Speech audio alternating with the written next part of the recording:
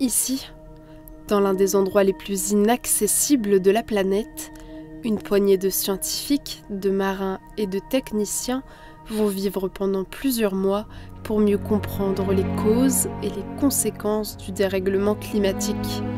Tout commence avec un rêve un peu fou, celui de construire une base scientifique française qui se laisserait volontairement piéger par les glaces pour dériver lentement au rythme de l'Arctique.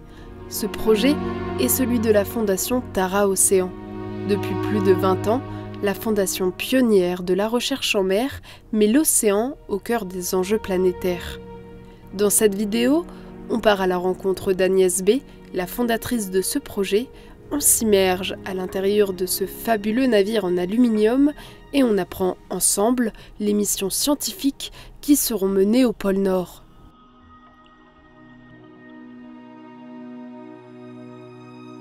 Derrière ce rêve se cache Agnès Troublé, plus connue sous le pseudonyme d'Agnès B. Oui, la créatrice de mode.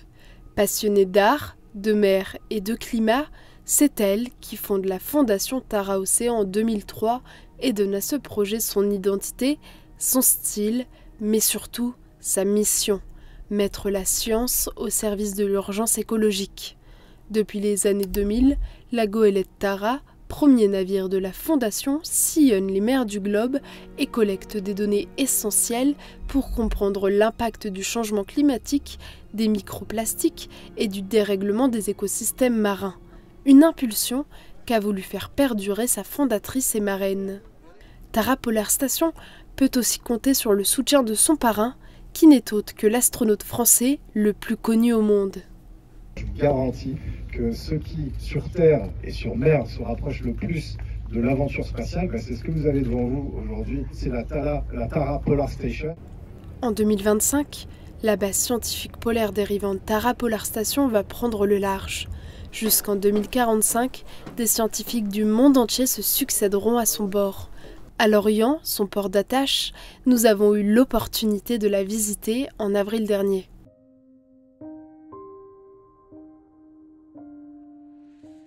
Tara Polar Station n'est pas un bateau comme les autres. Chaque recoin de ce navire de 110 tonnes, en forme de soucoupe, a été conçu pour faire face à des conditions particulièrement hostiles et des températures pouvant atteindre moins 50 degrés. On se dire quand même que là c'est statique, c'est figé, même si la Tara Polar Station elle avance, elle dérive dans la glace. Bon, il y a quand même 4 mois de nuit polaire, avec 12 personnes, c'est quand même hostile dehors, on ne veut pas sortir comme ça.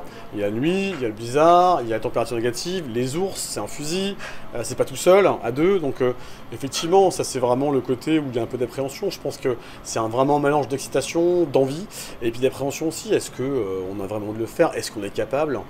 Et surtout c'est avec qui aussi? À bord, jusqu'à 18 personnes pourront cohabiter. Climatologues, biologistes, physiciens, glaciologues, océanographes, marins, artistes, médecins ou encore journalistes se partageront les 4 étages du navire en aluminium construit à Cherbourg par Construction Mécanique de Normandie. À commencer par le lieu emblématique d'un bateau, le carré. On entre dans le bateau, on arrive dans le carré du bateau, vraiment la pièce de vie de ce bateau où les équipages vont se retrouver pour déjeuner, pour discuter, pour anticiper les journées à venir, mais aussi pour passer des bons moments ensemble. Pendant plusieurs mois et jusqu'à 500 jours consécutifs, les membres de l'équipage seront en totale autonomie, y compris alimentaire. Un challenge pour la marin cuisinière qui embarquera sur la mission. On est en cuisine, vue sur mer. Donc on est à l'avant du bateau, puis on a une vue imprenable sur ce qui se passe autour. Et donc là, cuisine avec 2 fours, 3 plaques à induction. On va embarquer à peu près 10 tonnes de nourriture, que ce soit surgelé, sec, déshydraté. Là, c'est un petit stress, quoi. C'est une petite logistique anticipée, mais heureusement, je suis pas toute seule à organiser tout ça, quoi. L'équipage pourra se reposer un niveau en dessous de la cuisine et du carré. Tout autour de nous, on a les cabines, donc 12 cabines, qui accueilleront 12 membres d'équipage sur l'hiver. Et certaines cabines sont simples, d'autres sont doubles. On peut doubler du coup sur les parties printemps et été, on aura jusqu'à 18 personnes qui seront embarquées sur le bateau. Et voilà une des cabines, plutôt confortable. On a un puits de lumière sur chacune des cabines.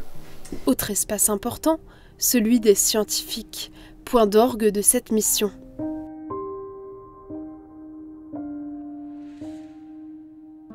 Depuis le 8 juillet, Tara Polar Station est officiellement prise dans la banquise au pôle Nord, une région qui s'étend sur 14 millions de kilomètres carrés, soit 5 fois la mer Méditerranée. L'objectif des scientifiques à bord, étudier et comprendre l'impact du changement global en Arctique et sur le reste de la planète. L'Arctique, au-delà d'être un océan assez particulier, c'est un océan qui se réchauffe 3-4 fois plus vite qu'ailleurs. C'est un véritable sentinelle changement climatique. C'est là que ça se réchauffe le plus vite aujourd'hui sur la planète. Et donc voir un peu comment cette transition se passe au niveau des glaciers, de la glace, mais aussi de la biodiversité, c'est super important, je pense, pour préparer ce qui va nous arriver plus tard dans notre contrée européenne. Cette expédition, qui représente un véritable défi technique, va aussi permettre de tester le matériel scientifique, comme la Moonpool, un tube de 1,60 m de diamètre permettant de déployer des instruments pour prélever l'eau de l'océan directement depuis le centre du navire.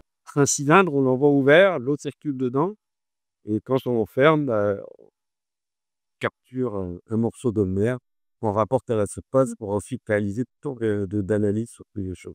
Quand on échantillonne la glace de mer, on sort sur la banquise avec des carottiers. On appelle des carottiers, des cylindres sont munis de lames très proches. Dans l'eau de mer, ce qui nous intéresse quand on mesure le profil de température et de salinité, c'est de déterminer le volume habitable par les micro-organismes au sein de la glace de mer. Au sein de ces petites poches contiennent tous les sels qui ont été concentrés et qui restent de forme liquide. C'est là qu'on retrouve tous ces micro-organismes. Et le volume de ces petites poches varie en fonction de la salinité moyenne de la carotte et en fonction de la température. Cette première dérive test permet à l'équipage de se préparer au mieux avant la première grande dérive de Tara Polar Station prévue en 2026. L'aventure scientifique et humaine se prolongera jusqu'en 2045. À travers 10 expéditions prévues au cours des 20 prochaines années, la station contribuera activement au déploiement de la stratégie polaire de la France dans l'Arctique. Un voyage au ralenti dans l'un des milieux les plus hostiles de la planète, et ce, pour la science et pour notre avenir à toutes et tous.